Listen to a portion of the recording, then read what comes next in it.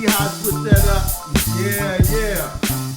Welcome everyone. Welcome to the first one-on-one talk show with King Hater, where we're gonna be putting the owners and the drivers in the hot seat, so you fans and you promoters can get to know the guys that be participating at your track, and to get the fans to be in touch with the owners, because I think it's different when a fan really knows who actually owns and drives the car, the team, and all that stuff. So when I thought about doing my first show, I was like, who can I call? Who is hot right now? To the point where all the hype is about them. They taking the world by storm. And all I could come up with was, I can't even say his name, you know what I mean? So with that being said, I'm gonna let the man come on in here himself. Ladies and gentlemen, the one, the only, the baddest man in the grudge game to this day until otherwise, Mr. David. Oh, appreciate it, David. What's going on, sir? What's going on? All right. First off, I want to thank you for welcoming me. Thank your wife and yourself for welcoming me into your home. Not a problem. Lovely home. Thank you you. know what I mean? Thank you, sir. You look like you're a little nervous. You all right? No, I'm good. You good now? I'm good. And what's what do you call yourself? What you mean? I mean, you said your name is David O. Yeah, my name is David O. Thomas. O for outstanding. Hey, look here. All this is off the rip. I got some questions I'm gonna ask Dave. Dave don't know what questions I'm gonna ask him, and y'all know me.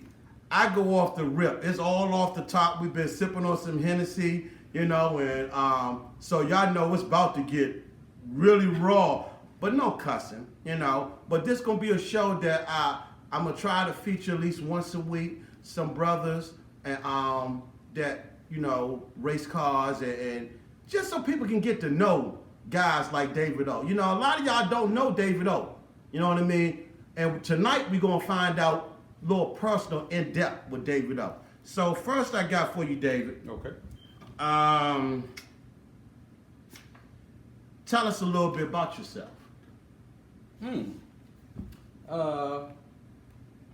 little bit about me. First of all, I know a lot of people want to know what I do. Yes, speak a little bit. Okay. A lot of people have asked me what I do for a living. I'm an entrepreneur and I do a various array of things. Primarily, I am a facilities maintenance contractor for the government. I also have business interests in other businesses that include security and investing in commercial and residential real estate. You high? No. No, and other than that, I'm a laid back guy. Just turned 50. What did you when? December 31st. Oh man, happy birthday! You Right. ain't say nothing about that. Yeah, man, the day before New Year's. Right. I don't.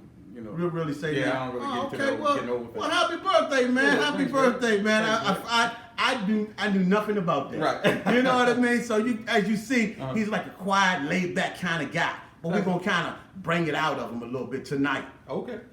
And in my free time, all I do is watch racing videos and spend time with the family, grandkids. Okay. Yeah. I'm a grandkid kind of guy too. Love them, man. All right. Here go a question for you. Okay. First question. What brought you into the no-time racing world? My son. My son Nardo. A lot of guys know Nardo locally. Right. He had a little small block. And he asked me to help him with his little small block. Right. And that's how I really got into it. Now, tell me some more, because you told me this story before, and Right. I'm gonna see if you gonna remember the story that you told me. And he's real passionate about racing and stuff like that. Yes, he is. And I started to see the financial impact that it was having, and I knew that he could use a little help. So right. When he wrecked his car, we helped him get the red one that he has now. Right. And that's pretty much how I got into it. Going to the track with him. help Nah, him do his thing. I ain't gonna let you go like that. That ain't the story that you told me. You got a little bit of holes in it. Right. You told me Uh-huh. that you was on, cause you went to like race car. I mean, like classic cars and stuff like that, Right, hot rod exactly, stuff. exactly. So you told me, if Uh-huh. I remember correctly, that you was telling Nardo, man, why you spending all that money in them cars racing like that? You remember that story? Exactly. Okay, And continue. Nardo could tell you, I was one of the main ones to say he was a fool. he was a damn fool. That's what I was trying to get out of for him. spending all the money in the race cars. And I said, why would you spend all your money in a car and go outside in the heat and all day at the track? I said, that just don't make sense to me. Right. But then once he got me into it, then I started to be like, oh, okay.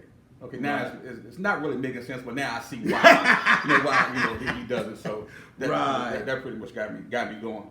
Yeah. So it's Nardo's fault I spent all that money. Yes. Well, hey, man, I'm like this. If you passionate about it and you need that outlet, which us guys do, and I've been married before, you're married, so you need that out of the house thing. You need that guy thing. Exactly. To do. And some people just won't understand, like some of the fans, how passionate we are when it comes to, once, like David didn't know. His son knew, but David didn't know. Once he got bit, it was almost like it's worse than a drug, man. I know, and this ain't even on my car. Right. I know every day you think about what? Well, how much money am I going to spend today? Yeah, on racing. You know what I'm saying? Yeah, on racing, yeah. All day, we think about that all the time. So for you young guys that's thinking about getting in the sport, take your home first.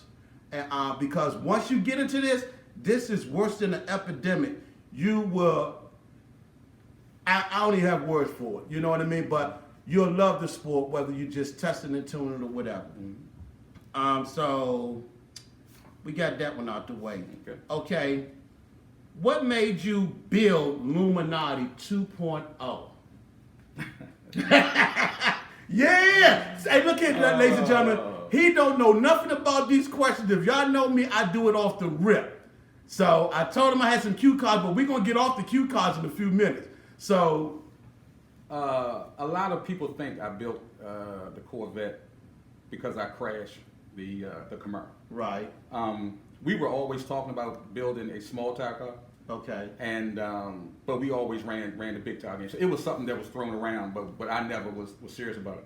So when we crashed the Corvette, we were going to get it fixed.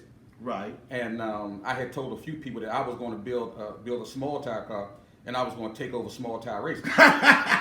And in the world or just on the planet? I mean, where? First, I told them the DMV. Uh-huh. I said, well, I'm going to build a small tire car, and I'm going to dominate the DMV. Okay. Everybody laughed. Right. Because you were green. Right. You were green to the sport. I remember you came to me one time, you said, Wicked Bird, man, how can I get up there, get some races like you? Right. I said, well, Dave, I ain't racing you. And one of the main reasons why I wouldn't race him, because I knew he was faster than me based off of what he had. But I was like, I put the work in. You got to put the work in. So he put the work in. This belt shows some of the work that he put in, awards and stuff like that. So when the more people I told I was going to build a small tire car, the more laughs I got. I said, "Oh, okay. So y'all don't think I can do it? Dave, if you build a small tire car, them boys is gonna whoop the can fur off." I'm like, "Okay." And you can't run with the boys down south, yada yada yada yada yada. I said, "So y'all don't think I can do it? We know you can't do it." I said, "Okay." So I called my driver Keenan and told him. I said, "Oh, now I got something to prove." Right. So he said, "Well, what you want to do?" I said, "I want to build the baddest. I want to build the baddest car to race anybody at any time at any track." So that's when we called David Reese, and the rest is history.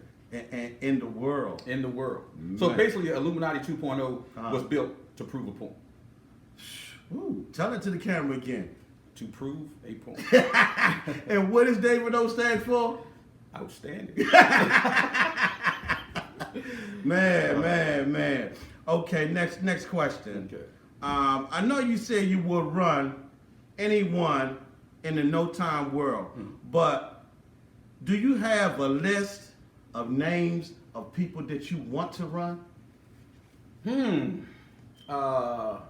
Number one, Yeah. is Tim Booth and Matt Sweet. Why is that?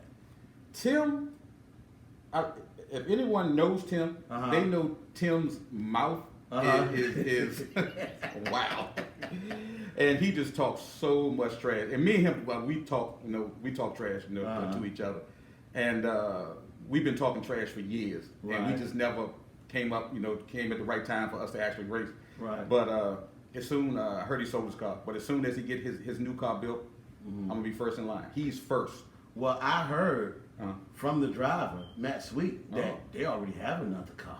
Oh, they do? Oh, yes, they did. You didn't know that? No, See, it's my job to get the information. I get the 411. Everything is not meant for everybody to know. But when he called me, Matt called me, he told me they got another car. Oh, okay. So I don't think it's being built if they already got it. Oh, okay. That's good. So we should be seeing each other pretty soon then. Oh, wait a minute. Hold up. Okay. There's more. Okay. He said, I asked him, and I quote, will it be out this year? Matt said, yes. Now, he didn't say if he's going to be on Small Ties or Big Tie. I wasn't getting into that. It don't matter. He gave me a phone call, you know what I mean? And passed some information. I mean, he know we talk. Right. You know what I mean? So he kind of know I'm going to just give you a little taste of something. Right. You know what I mean? So Tim Booth and Matt Sweet, they're one. They're number one. They're number one. So what you're saying is Tim Booth and Matt Sweet are really number one in the DMV. I would say right now, yeah.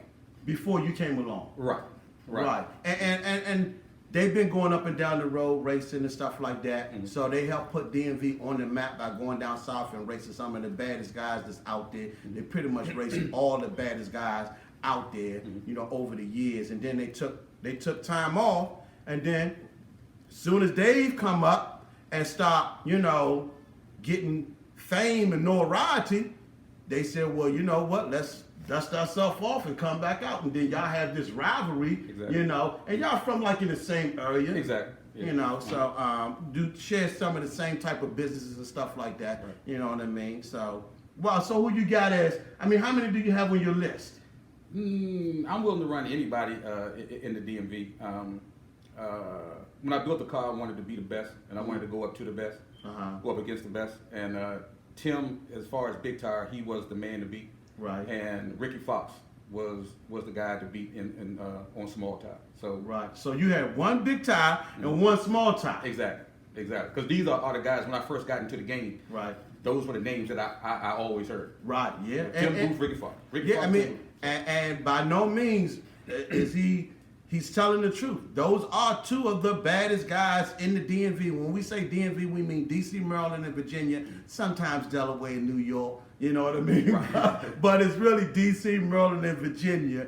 And so, being though we reside in Maryland, somebody got to be number one. Exactly. Always, whether it's for the year or overall. Exactly. You know what I mean? It used to be the old Jacks, but they was part out, some from Jersey, New York, and Maryland. But yeah, so that's only two people. Right. But I'm willing to run anybody. Down south, anybody. Okay, well, we're going to say that one. Okay. That's one of my hot seat questions. Oh, okay. So you already answered that one. All right. So when you look at the No Time Grudge game from where you sit at now, being labeled as one of the baddest, the baddest No Time car in the world, how does that make you feel? I can see how they smell. No, people keep telling me that, but it's kind of surreal because the car is pretty much new, and we just came out with it. Right. So we hadn't really did a lot. We debuted the car in Florida. Right. And we did very well, down there actually debuting the car. And no guts, no glory. And no guts, no glory. And the guy that we raced, Chosen One, poor fella. Say that again. What the who? You got to be a little bit because I don't think they heard you. Who? Yeah, Chosen One. Poor fella. First victim. Right, first victim. And once people actually saw the car and saw how it performed, a lot of the other guys kind of shied away from it. I couldn't get any more races down there, but so yeah. Okay. All right. I got another question for you, but we're gonna take a break and we'll be right back.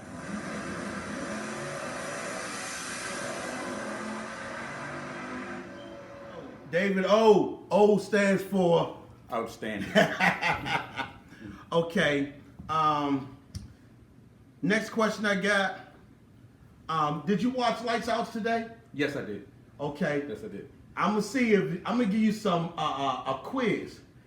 Did you see when Big Country and Little Country came up? Yes, I did. Did you hear what the announcer said? Yeah, how he was going to run Illuminati in Orangeburg. Yeah. Right. Sure. When you heard that at that big Dutch race at a showing time race, when Little Country comes up and the announcer announced Little Country was supposed to go into battle with Illuminati. And it was, to me, it was almost like when Little Country blew the tires off, like he was still frightened of you. Right. You know what I mean? So how did that make you feel to hear your name broadcast over the loudspeaker? Because I know everybody, and I do mean everybody at Lights Out, know who David O is. Outstanding. When I first heard it, I was kind of shocked, and so I picked the phone up and I called Keenan. I bet you did. Dog, did you hear him call that? so yeah, it was pretty cool. It was pretty cool. It was pretty cool. And when I heard it, live, I was like, wow, this is what I'm talking about. How no time takes over the world. And how, like I've been telling you, I said, Dave, you don't probably realize it. Your crew probably don't realize it because they not into grudge like I am. It's in my heart. It's like in my blood. You know, I've been doing it over 20 years. And the more and more I do it, and then when I get around people, you know, that's going fast and is passionate about it, you know, I can feel it, and I try to pass it on to them to let them, you know, like showing them the pathway that, look here, man, you hooked now. Right. And I said, you got to pay attention to certain guys and certain races because they're going to try to steal your fame. Right. You know, and they watching you, you know what I mean? And so they're going to downplay everything you do, right. You know what I mean? Oh, yeah. And so when I met you, I said, Dave came, you know, you came to me and you was just asking me a little question. I said, man, anything you need help with, just let me know. I'll guide. Just like when we went to Florida at Baldy's race, that was number 9, right? You're number 9. I said, what I'm going to do is I'm going to introduce you to everybody that's a big player that you're going to need, that pretty much that's in your way, right. That you built that car for. Right. I said, I'm going to introduce you personally to these guys. So now when you talk to them on Facebook or on the phone, they know what you look like. Exactly. You know, but when you don't know what somebody look like when you just talk to them on the internet and all that stuff,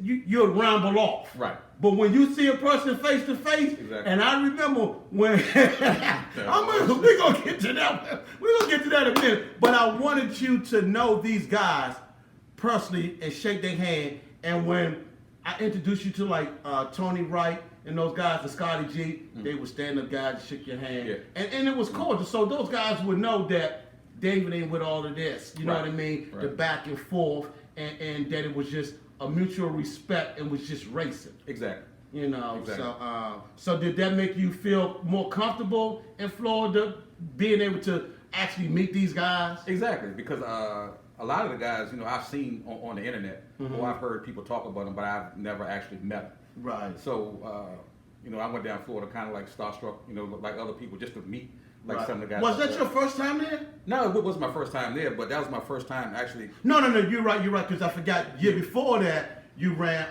you had Illuminati number one. Right. Right. Yeah, what a race. Right, exactly. You know, and they patronize Scoot as being the baddest around. Right. You know what I mean? Because George Wyndham, they got some good products and stuff like that. And, good guys. And I bought one of my motors from George Wyndham, and it's like they were from the South, so everybody always gave them praise and was kind of scared to run them because of the product that they bring to the track. Right. Pretty, fast, and all that. But they never, I don't think Scoot Car never lost in Florida until me. Yep. Illuminati. Exactly. You know what I mean? Exactly. And y'all put that boy to shame. Yeah, that was a crazy race. He got off the gas, you know what I mean? And he did right, because I always tell guys, if you in a race and you know you getting your butthole blowed out, get off the gas. Act like something. Don't just embarrass yourself and chase that man down the track, you know. Right. So so I know with them, you know, they're good sports and all that Right. stuff. So man, that made Baldies. That was number 8, wasn't it? No, so we didn't go last year. Okay, so that was number 7. Yeah. That was number 7. Okay, yeah. Okay. So I got that question out the way. So question number 10. Man, we rolling along. I want to ask something. Yeah, let me ask this one. This one of my hot seat questions, and I'm gonna ask everybody that comes on my show this, and then I want to know why. You know, okay? Do you feel a headliner as yourself should be compensated for what you bring to an event, and if yes, why? Oh, Yeah, I asked the questions. Hey, let me put it this way. there you go. Promoters have called me and wanted us to appear at their races. Right. And they pretty much asked us what would it cost to get us there. There you go. And So- wait, not to interrupt you, but I did. That's what I say. That means if a promoter wants to make their race a hit, Right. it's their job to get the entertainment. Right, exactly.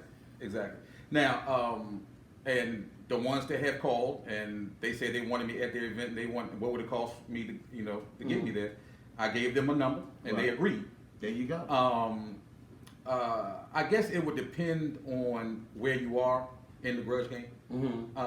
You got to be somebody. Ain't nobody gonna just pay a guy that just came under nobody. 'Cause Exactly. they can't put asses in the seats. Exactly. I'm a numbers guy, so if they know putting you on their card is going to bring 1,000 people, Right.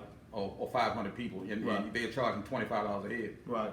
I mean, I just think it's only fair Right. to pay those guys. And so for those of you guys out there that always say Wicked Bird, he just want to get paid, look ahead. If I build a brand for myself, you know, my name, whether I win or lose, I can put asses in the seats. I feel that I should be compensated. I'm not saying a whole lot or whatever, but just being compensated because at the end of the day, it's a business. Right, correct. You know, this ain't pickup basketball, pickup racing. Right. If we was in the street, that's something different. Right.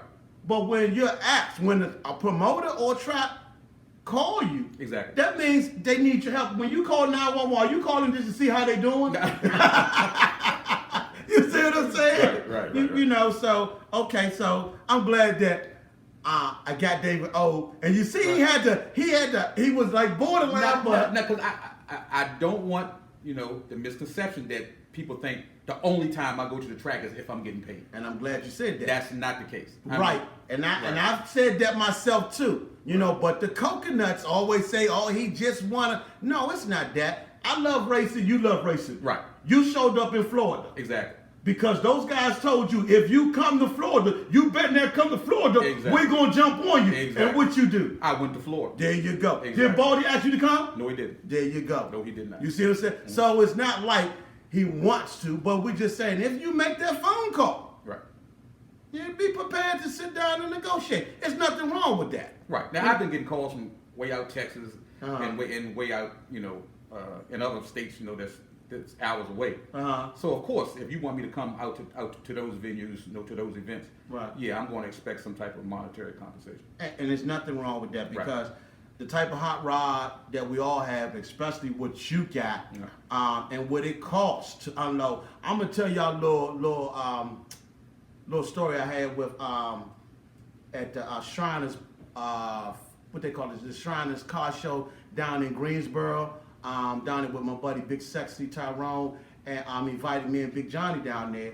And I put a picture up a couple of years ago, me and Big Johnny and Tyrone talking to Warren Johnson, Right.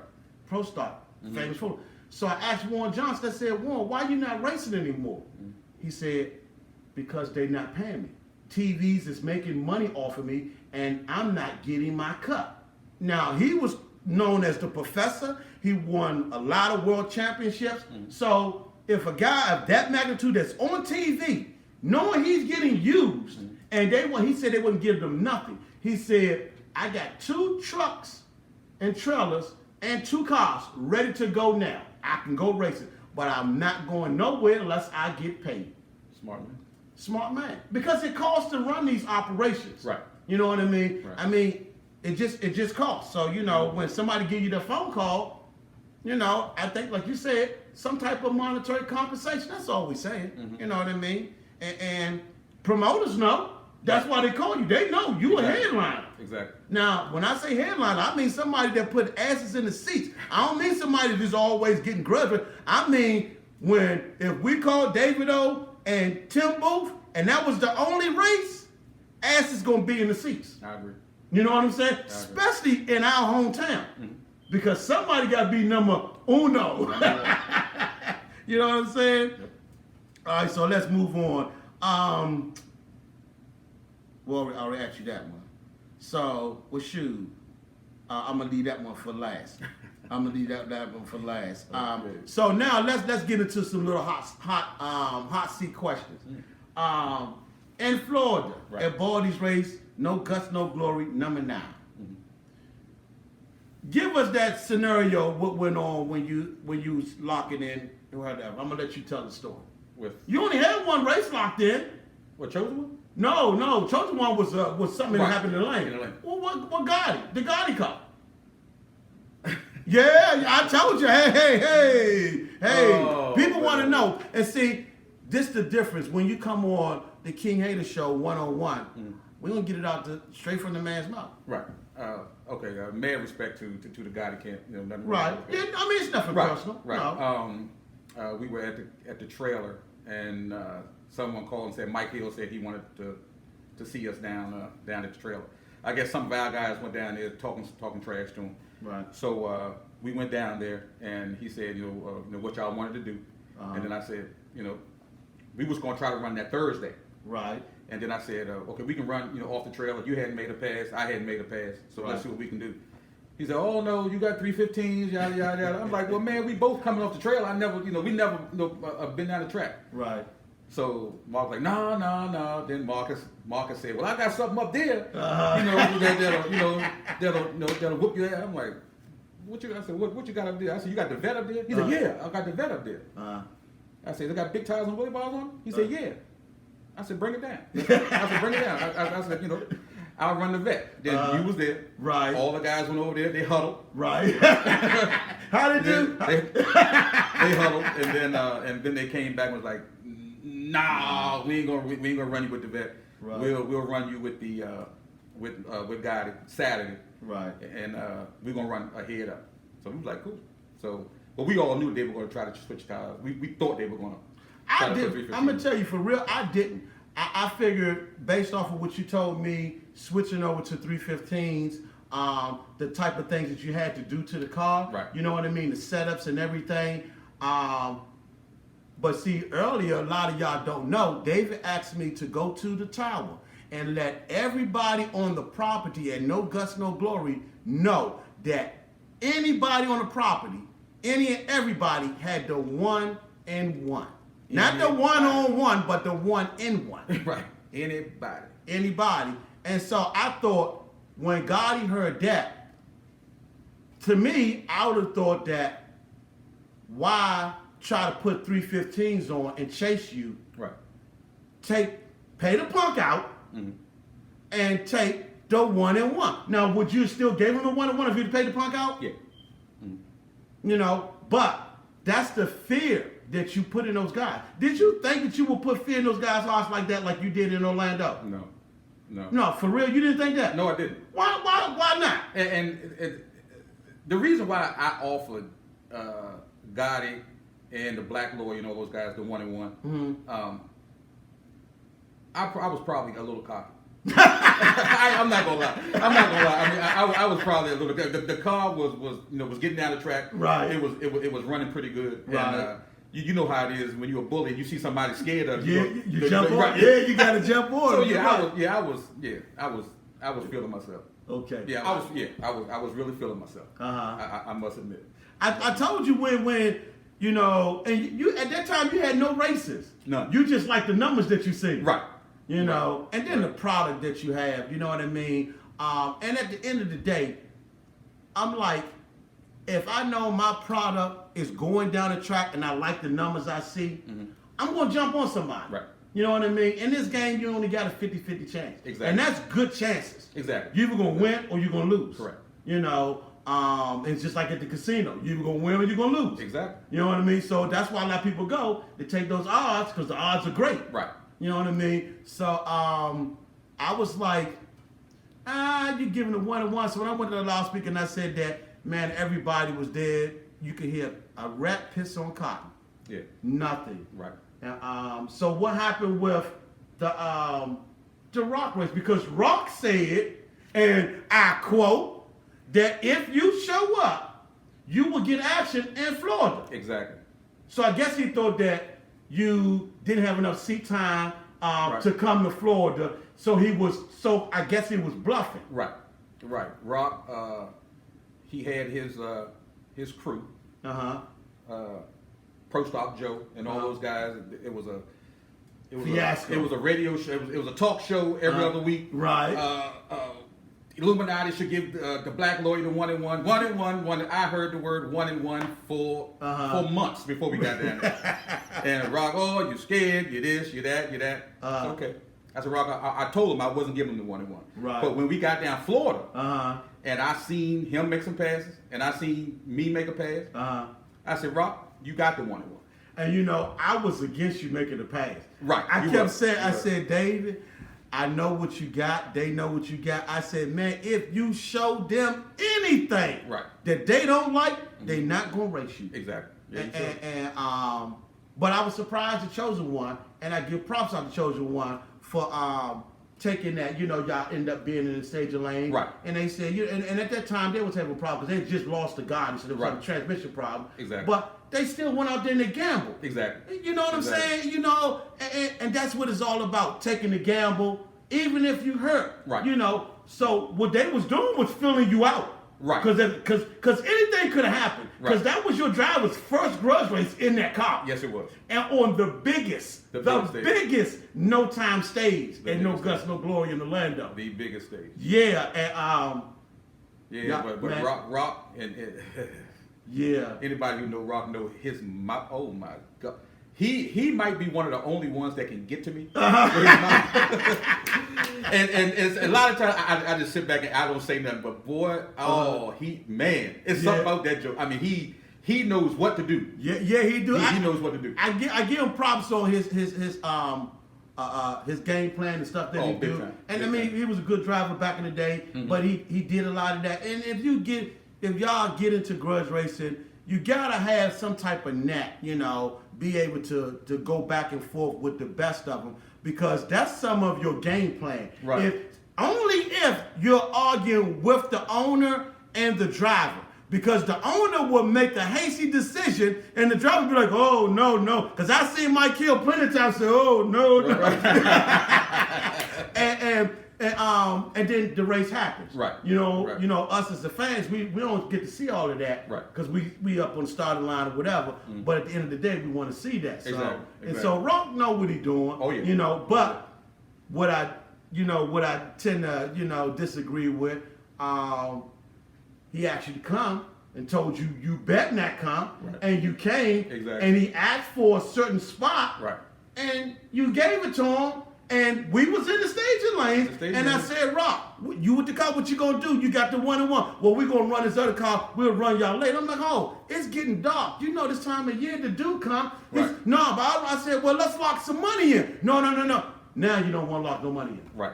You know what I'm saying? So I went and asked your tuner. I said, around 9 o'clock, we good? Kenny Hubble said, yes, we're still running them at 9 o'clock. Yep. You know what I'm saying? So. And nothing. Nothing. Crickets. So, who else we have? So, what happened with the country race?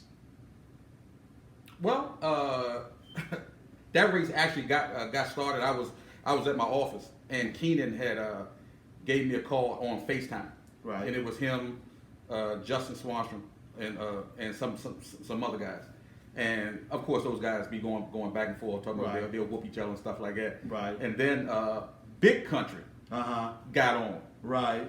and He's another one. Yeah, I talked to him plenty of times. David Owens, man, I don't know you, but I tell you what, you bring that piece of movement down there, I will score. I'm like, you gonna do what? You heard what the hell I said? I did. So I said, Keenan, lock him in. See, I said, I got to get it. See, ladies and gentlemen, what I said, sometimes the driver might not say so, but the owner, you get him out of his atmosphere and push the right buttons. Oh yeah. Rock and Big Country. Oh yeah. Those two, if you right, if you don't want to race them, they'll make you race them. Yeah, they will make you. Especially if they catch you at the track. Oh my goodness, they catch you at the track. Oh, yeah. They be in your ear. Oh yeah, big time. So that's how that race got on. We both agreed to a date, and we both was watching the weather because they were calling from some shoddy weather. And with the type of cars that we have, we don't want to run them when it's too cold. Right. So we had a stip that it was under 60 degrees. You know, we weren't going to run. And that makes sense. You know what I mean? A lot of people don't understand that. You know, as far as the fans and stuff, but they wasn't in at the how can I say it, at the press conference or at the negotiating table when the steps were made. So all they hear is lock, but they don't know all the steps, and it's not for all of them to know. Right. You know what I mean? And you know, and we had a certain time that we were going to lock in by the weather being so shoddy, and because it kept changing from day to day. Right. We pushed it back. He went out and tested. He was on 275s, and he said he was pleased with the numbers. And so then for I don't know why he decided to bolt 315s on it. I guess he felt that he needed a little bit more. Hold up, time out. You know why? This was like deja vu, ladies and gentlemen. Gotti in Orlando was riding on 275s. Come race day to race you, he decided to put on some high heels. Exactly. No. What you call them? What you call them, Dave? The man ties. He put the man ties on, and it didn't work out. Right. And so, deja vu, little country, riding on 275, and he decided to put on what? The man ties. I told him those ties, you got to have hair on your chest to put those ties on. So he put the 315s on. Car went in the air, came down. Do I think that he actually broke some stuff? Yeah. Yeah, because we've had cars that will stand and come down and tear stuff. I mean, Nardo. Nardo can attest to that. I mean, we tore up a lot of stuff doing wheel stands. Right. So do I think he broke? Yeah, I don't think it was him trying to get out the race. Right. Yeah. So something broke. Yeah, I mean, I never thought that. My only problem was if you was riding on 275s, they don't know what numbers you ran because they didn't never see your ticket. Right. Okay. So if they was doing, they like what they seen on 275. Right. They're going to battle with 275s. They could have. Why you make that face? I just said they could have. But see, he got them 275s, and I'm sitting over there with the man ties. So I mean, maybe he felt that he didn't. I don't know. I mean, well, obviously he felt he didn't have enough because he put them on. Right. I mean, and Country's smart. I mean, I think he tried to put his car in the best position to win. Right. And which is what anybody would have done. Right. So we'll get it on. Okay. Yeah. Hopefully, you've been traveling down south a lot. Hopefully these guys. Well, only you can make them come here because you are the baddest.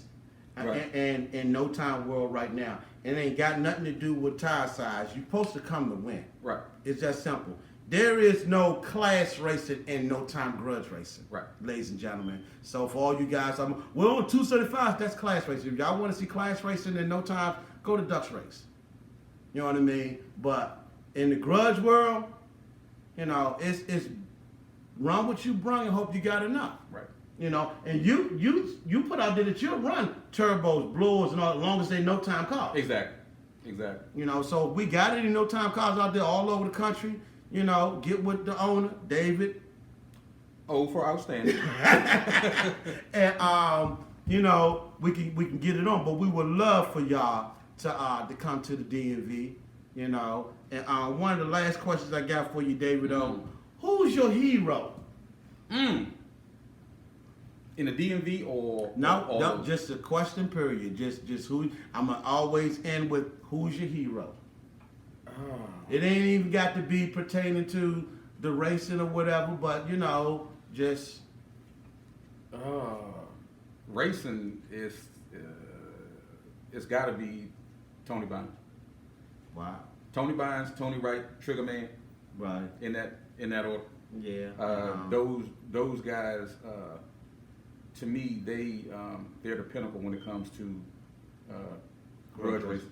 Yeah, I list you know what? It's funny you say that because now I'm just thinking, we had to build a Mount Rushmore for Right. no time. Oh yeah, Those three would be on it. most definitely. Most definitely. Most definitely. So, and that's a good, somebody need to put that up there. Right. But now we're going, if once you start getting some races and whooping some asses, Right. you can get sketched in, but maybe not the whole thing because you Right. got to put work in. Right, Them exactly. guys put work in. Exactly. You know what I mean? Exactly. But don't you got a race supposed to be coming up? I mean, fill us in on that one.